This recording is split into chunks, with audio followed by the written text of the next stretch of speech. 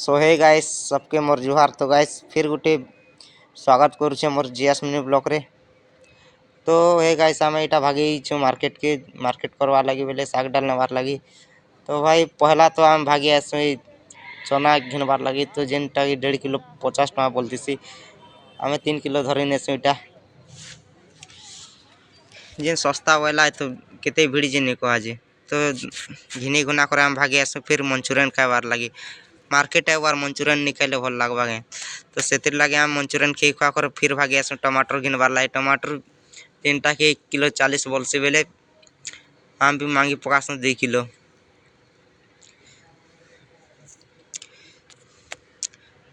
इटा अलग अलग नवार थी बेले 2 किलो इटा फिर भागी आसु प्याज नवार ला। प्याज 2 किलो और आलू 2 किलो जेनटा 30 टका कहसी प्याज 30 टका कहसी। तो फिर भागे आसु आम गोटे बॉक्स नवार लगी जेनटा सुनबार लगी टी भल लगवा बोलकर गोटे घिनसु। फिर भागे आसु आम एटा मार्केट नु घर जीवार लगी।